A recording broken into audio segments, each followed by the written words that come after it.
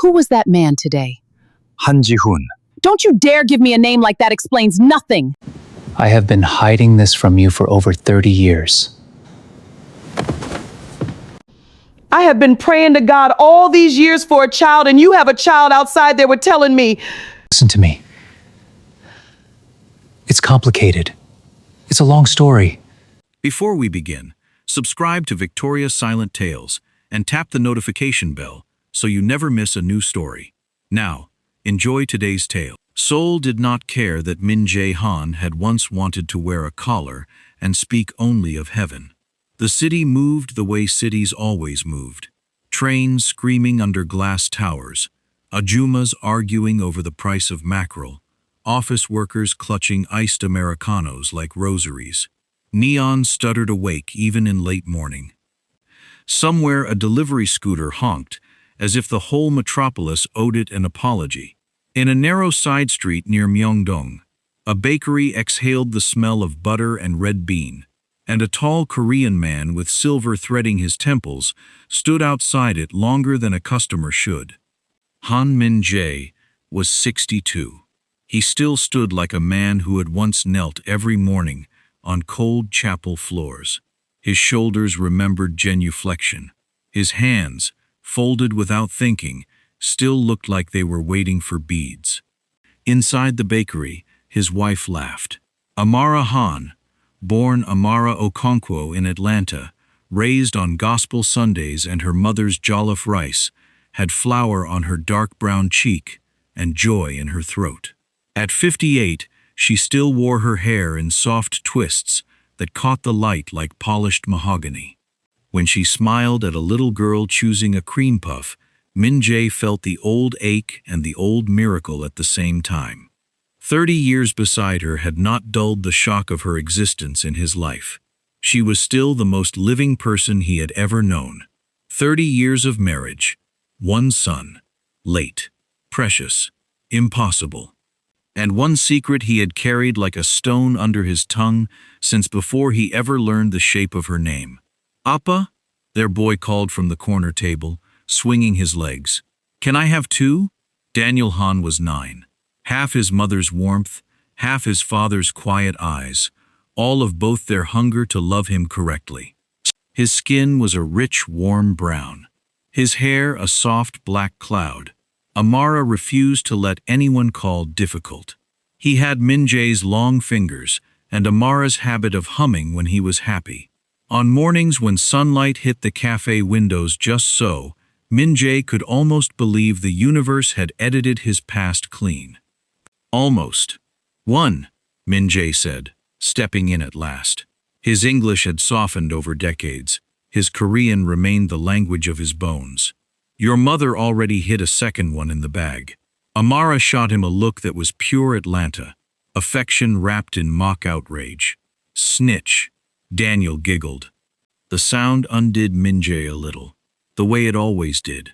After 20 years of trying, 10 more of almost surrendering, and then, God's joke or God's mercy, a pregnancy at 49 that doctors whispered about in careful voices, Daniel felt less like a child and more like a verdict. You were allowed joy after all. Min-jae paid. He held the door. He watched Amara wipe Daniel's mouth with a napkin, as if the world might end if a crumb stayed behind. A young couple took a selfie by the display case. An elderly man counted coins twice. Life, ordinary and holy, kept happening. He did not tell them that across the city, in a modest apartment in Mapo, another Han bloodline was packing lunchboxes for 6 children, and that the youngest of those 6 had turned 9 the same month Daniel did. He had not told them in 30 years. Some silences become furniture.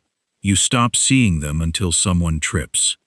Outside, a spring wind lifted the edge of Amara's apron as she locked the side door for a quick break.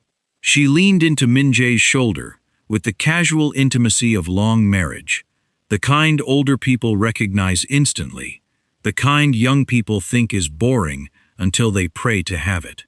"You're somewhere else," she murmured. "I am here," he said, and it was half true. She squeezed his fingers. "Good, Because tonight I'm making oxtail, and I need you present for the compliments. Daniel tugged Min-jae's coat. Appa, can we go to the park later? Min-jae blinked. Who is Seo? Daniel shrugged, already distracted by a pigeon. Nobody. I forget. Children say names before plots arrive. Min-jae filed the sound away and smiled too carefully. Across Seoul, in Mapo, a boy named Seo Jun-han was insisting his backpack needed one more sticker. His father, Ji-hoon, was late for nothing important and early for everything that mattered. Neither of them knew that by Saturday, the two 9-year-olds would stand on the same gym floor and rearrange 3 decades with a handshake. Atlanta rain and a man who would not dance. They met in 1995, when the world still thought email was a novelty and Amara still believed love arrived like a choir hit. Loud, certain, full of harmony. She was 27, a nurse at Grady with tired feet and a laugh that made strangers confess things. Her father had come from Lagos with a suitcase and a stubborn hope. Her mother was from Birmingham, Alabama, with church hats and a spine made of quiet steel. Amara was the bridge between pepper soup and peach cobbler, between Igbo proverbs and Southern Baptist altar calls. She wore gold hoops and white sneakers, and kept a small wooden cross in her locker beside a tube of cocoa butter and a photo of her parents dancing at somebody's wedding. You give too much of yourself away, her charge nurse warned once. Then I better keep earning more, Amara answered, and went back to holding a frightened patient's hand. Min-jae was 31, a theology student on a temporary visa, volunteering at a community clinic because his seminary advisor said Mercy should have an address. He spoke careful English. He bowed slightly when he thanked the janitor. The black nurses called him Pastor Han, even though he corrected them every time. I'm not ordained, he would say.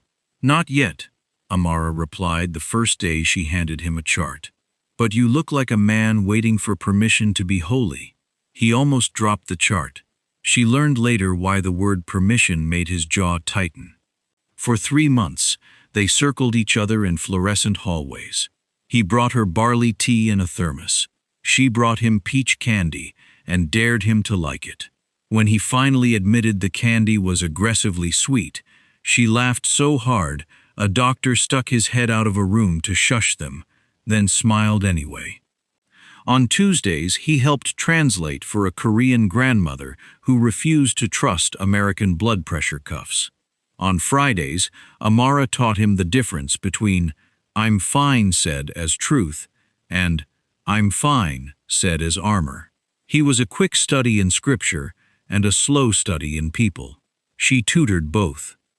When a patient died on a Tuesday night, Amara cried in the supply closet and Min-jae stood outside the door, saying nothing until she opened it.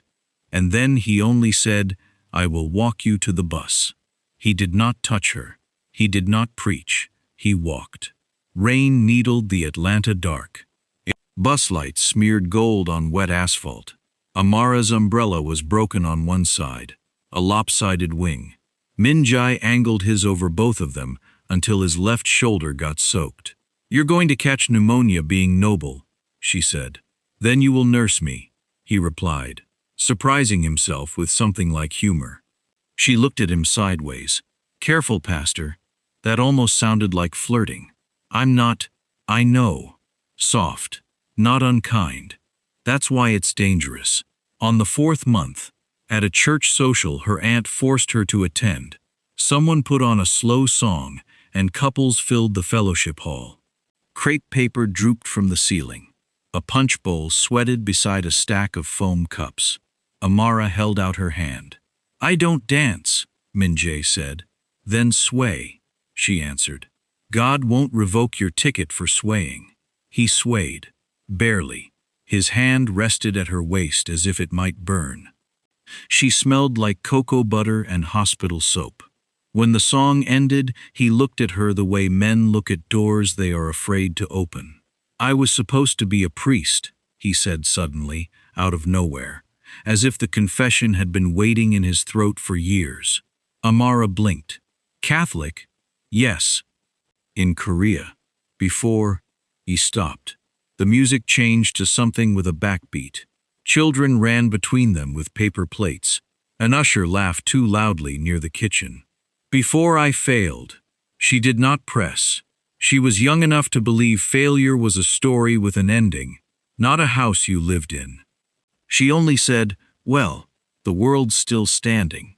So maybe failure isn't the whole book. 6 months later, he proposed in Piedmont Park, under a sky the color of bruised plums. Joggers passed. A man threw a frisbee for a dog that believed in miracles. No ringbox theater. Just a man on one knee who looked terrified of happiness, holding a simple band he'd saved for, in quiet terror and quieter hope. I cannot offer you a perfect past, he said, only a faithful future. Amara, who had watched her own parents survive more storms than sermons could name, took his face in both hands. Baby, she whispered, I don't need perfect. I need true. He kissed her forehead and hated himself for the word he did not say. True. That night he lay awake in his small efficiency apartment, listening to the refrigerator hum, and he practiced telling her. In one version, she forgave him. In another, she left. In every version, his mouth filled with sand before the important nouns arrived. By morning, he had decided love was a clean page, and clean pages should not be stained by old ink. It was the most elegant lie he ever told himself, the night priesthood died. The secret had a year, 1988. Min-jae was 24, a seminarian with clean hands and a mind full of Aquinas and early mornings. His mother lit candles for his vocation until the church smelled like wax and hope. His father, a stern man who ran a small electronics shop in Busan, said little but stood taller when neighbors whispered, "The Han boy will be Father Han." On feast days, aunties pressed envelopes into his palm for books, and their eyes shone as if they were investing in heaven's local branch. Min-jae loved the order of it, the bells, the Latin edges of memory, the way confession made mess into something nameable. He believed holiness was a straight road if you simply refused to look at the ditches. Then came Yoon Sora. She worked at a bookstore near the seminary, a narrow place where the ladder always wobbled and the cat slept on philosophy. She had a soft voice and a way of recommending novels like prescriptions. Min-jae told himself he went for theology texts. He left with poetry. She teased him for underlining too carefully, as if the page might bruise. "You read like a man afraid the words will leave him," she said once. "They do," he answered, and she smiled like she understood exile. One rain-heavy evening, she locked up late. The street had turned into a black mirror. He held his umbrella over her. She laughed when thunder cracked, not bravely, but brightly, like someone refusing to let the sky have the last mood. Somewhere between the bus stop and her boarding house, loneliness did what doctrine could not always stop. Their hands found each other, then their mouths, then a room that smelled of damp wool and cheap tea. They were not in love the way stories insist. They were young and cold, and hungry for being seen. It happened once. Then again, a week later, with less thunder and more silence afterward. Then she told him she was pregnant, standing between shelves of travel books, and the world Min-jae had built out of stained glass fell without a sound. No crash, just the sudden knowledge that the floor had always been farther down than he thought. The seminary did not scream, it simply closed. His spiritual director's face was kind and final over lukewarm tea. "A man may sin and still serve God in many ways," the older priest said, "but priesthood, for you, is no longer the road. Do not confuse a closed door with God's hatred.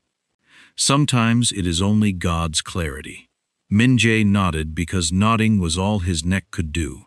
His mother wept for 3 days and then began praying different prayers, ones with fewer vestments in them. His father did not speak to him for a month. When speech returned, it came as logistics. You will work. You will not shame us further in the market. You will become useful in a visible way. And the child, Signora asked him to come to the hospital. She called from a payphone, voice thin as paper. He stood in a phone booth with coins sweating in his fist and could not make his legs choose the bus line that led to her. He sent money through a friend.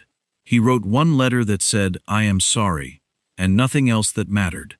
No name offered, no future sketched, no courage. When she named the boy Ji-hoon, Min-jae learned it secondhand, like news about a stranger's weather. He told himself rejection was mercy. A priest-shaped man who could not be a priest had no right to be a father either. Better a clean absence than a half-present shame.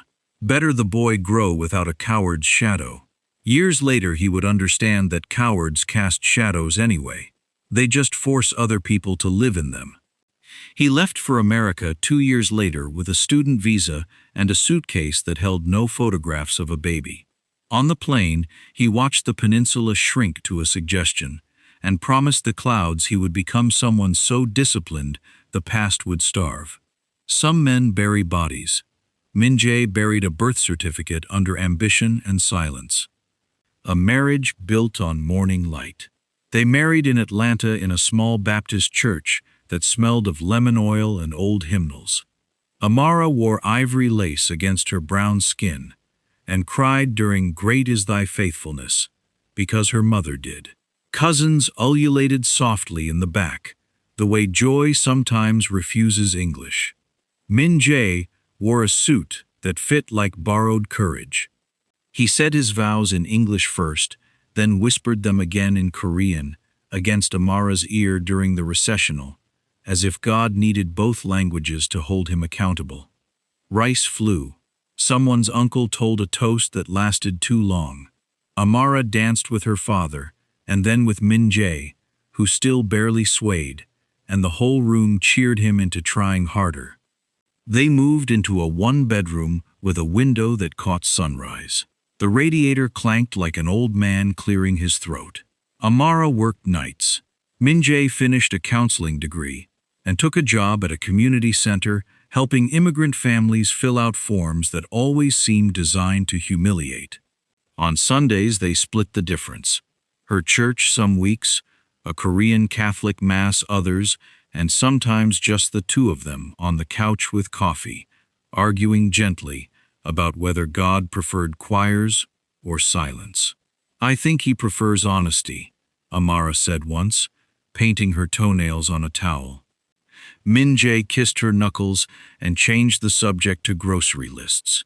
Their love was not cinematic every day. It was better. It was burnt toast apologies and shared umbrellas, and Min-jae learning to season cast iron the way her mother instructed over the phone.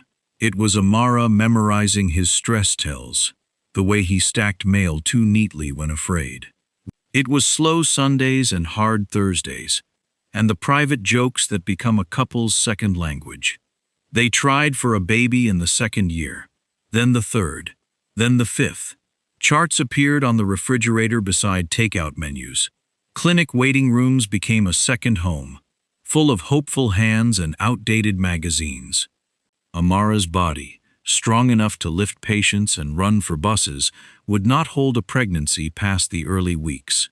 Twice. 3 times. The 4th loss sent her to the bathroom floor at 2 a.m., and Min-jae held her from behind while she shook, his chin on her shoulder, his own tears silent so hers could be loud. "Maybe God is saying no," she whispered. "Then we will learn a different yes," he said. He meant it. He also hated himself for the yes he had already refused another woman in another country. They talked about adoption. They attended an orientation in a church basement with fluorescent lights that made everyone look tired and brave. They filled out papers and froze when a social worker asked about any children from previous relationships. Min-jae's pen hovered. The room smelled like coffee and photocopies. Amara was answering another section about home safety, humming under her breath. He wrote none, in a handwriting so neat it looked like a lie wearing Sunday clothes. Amara never saw the pause. Years folded like good linen. They moved to a better apartment. Then a small house with a yard Amara filled with tomatoes and collards, and a single stubborn rosebush that survived ice storms out of pure spite.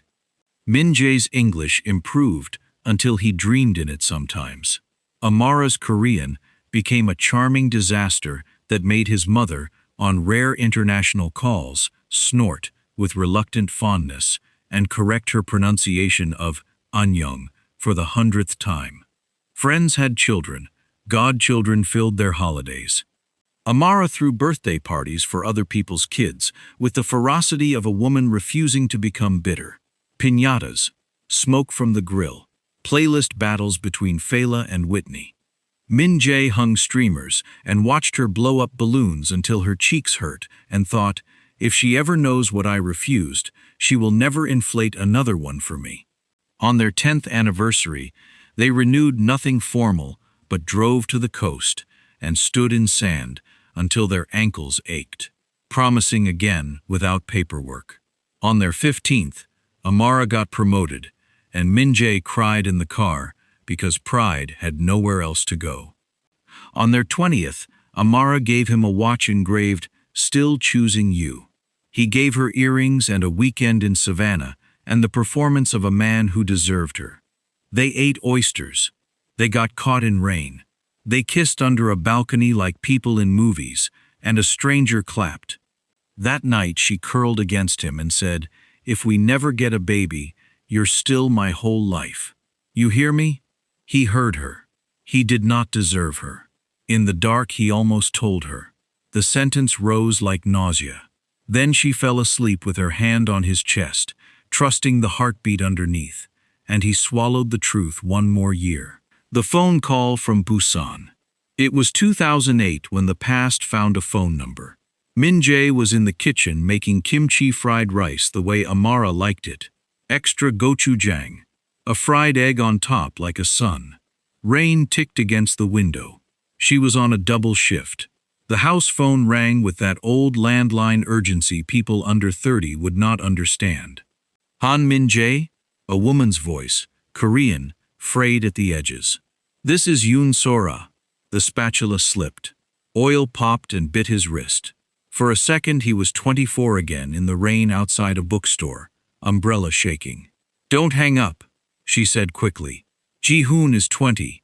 He found your name. In my things. He wants," her breath hitched. "He wants nothing from you. He said that. He only asked if you were alive. I thought you should know he is alive too. And good.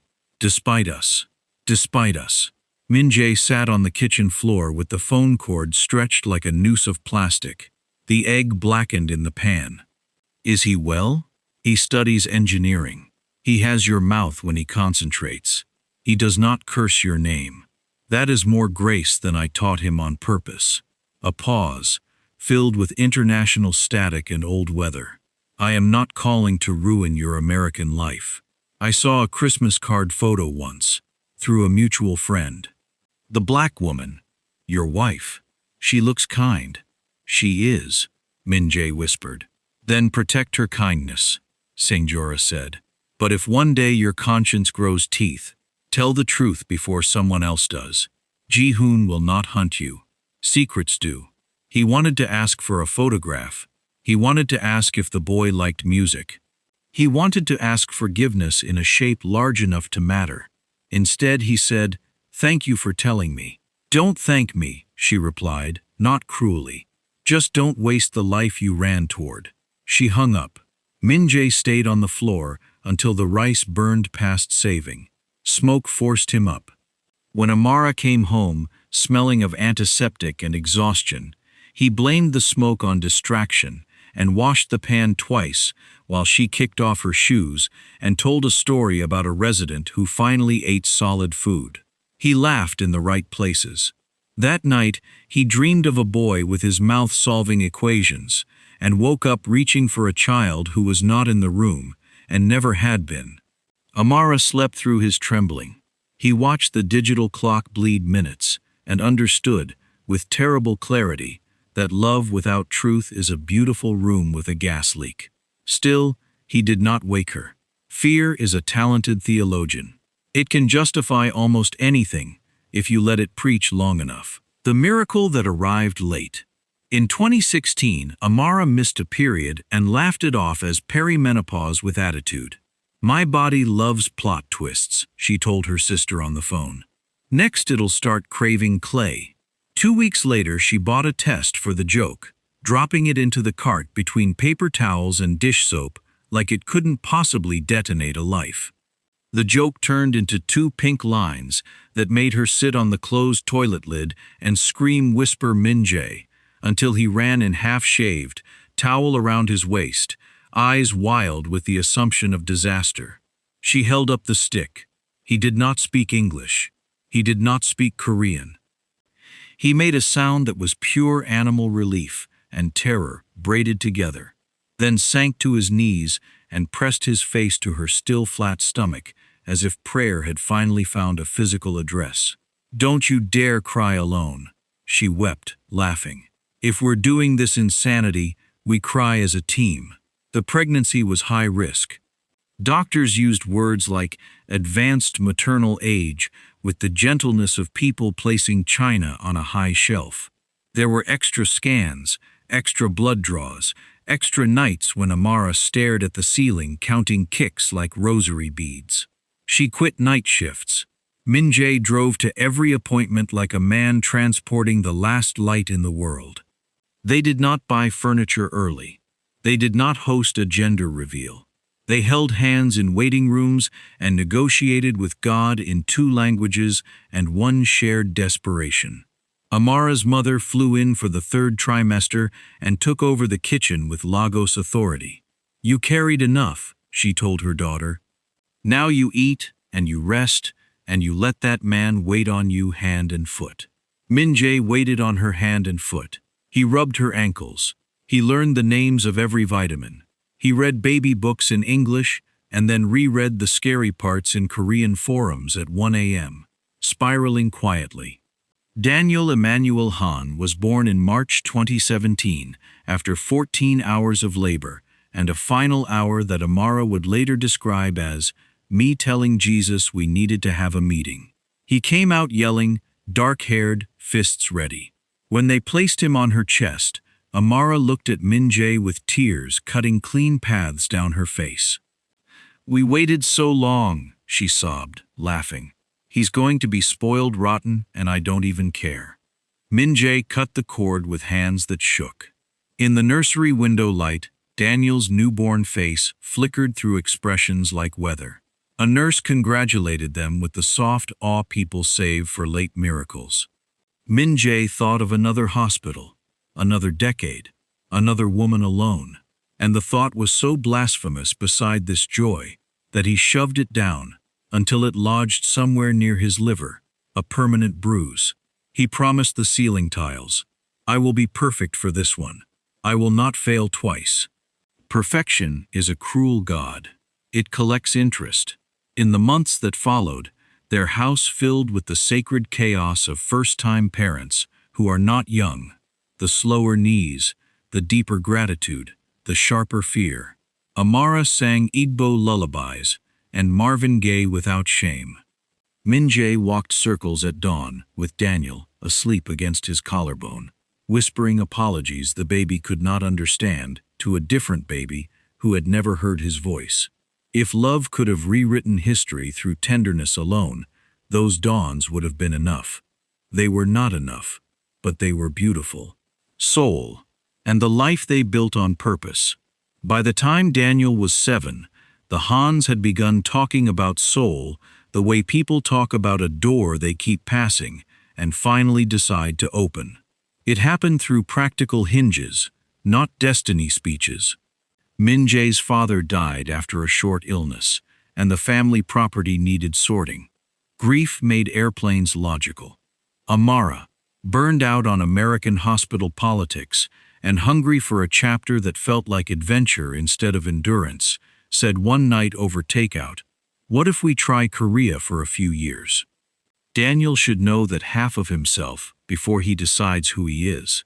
Min-jae looked at his son building Lego towers on the rug. Brown hands, Korean eyes, an American accent that stretched certain vowels like taffy, and felt both pride and terror. "It will not always be kind to him," Min-jae said. "Neither was Georgia every day," Amara replied. "We teach him to be whole anyway." So they went. The first year was clumsy and brave. Amara opened a small fusion bakery cafe with a Korean business partner named Mi-suk, a widow with a business mind and a weakness for Motown.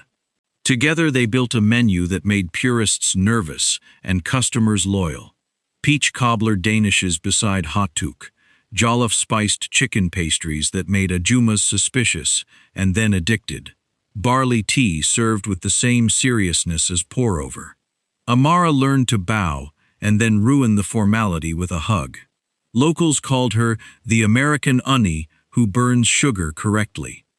Daniel entered an international school, where his Korean improved weekly and his identity became a daily negotiation. Too black for some rooms, too Korean for others, perfectly himself at their dinner table. Some children asked to touch his hair. Amara handled those conversations with a smile sharp enough to educate. Min-jae handled the ones that happened in Korean behind polite hands.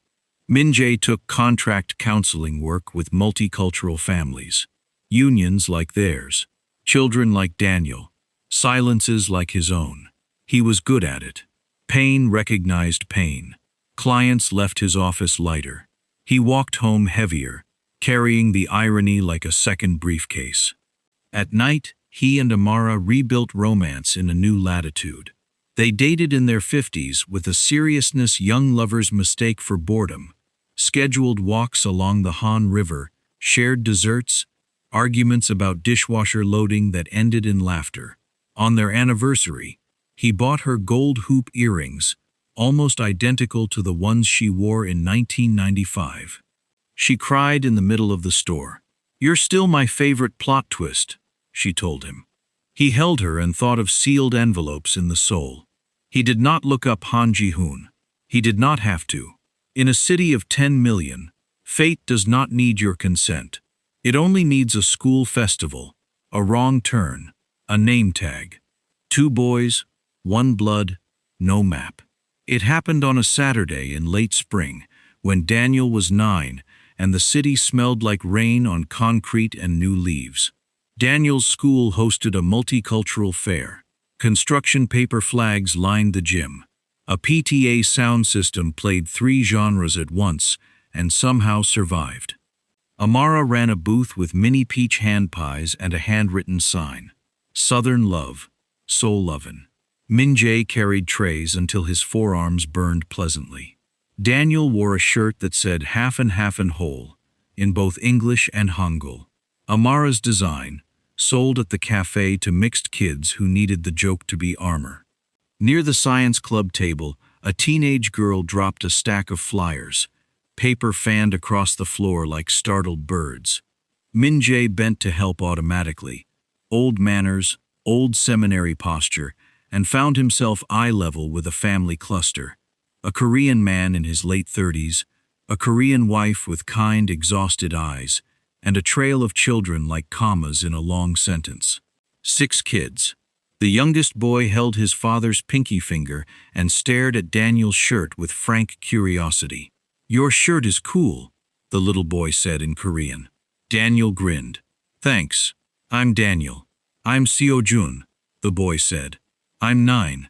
"Me too." Parents did what parents do. Smiled, apologized for the near collision of brochures, performed the quick social math of school communities. The man extended his hand to Min-jae. "Han Ji-hoon," he said. "My daughter's in middle school here. We came to support." The name hit Min-jae like a bus he had been told was coming for 30 years, and still somehow didn't see. Han Ji-hoon. The mouth. Yes, Senora had been right.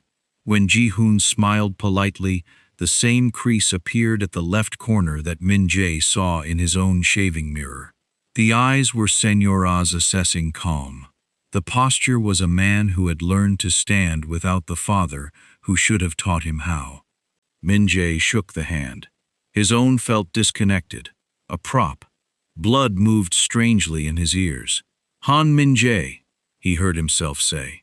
Something flickered in Ji-hoon's eyes.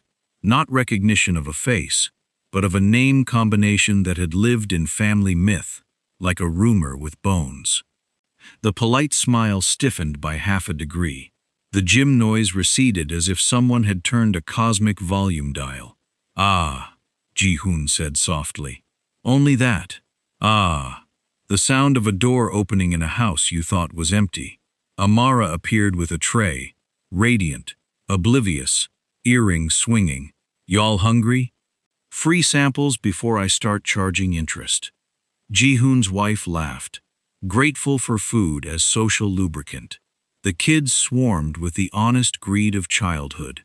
Daniel and Seo-jun compared soccer teams and declared an immediate, illogical friendship, the kind adults can't schedule.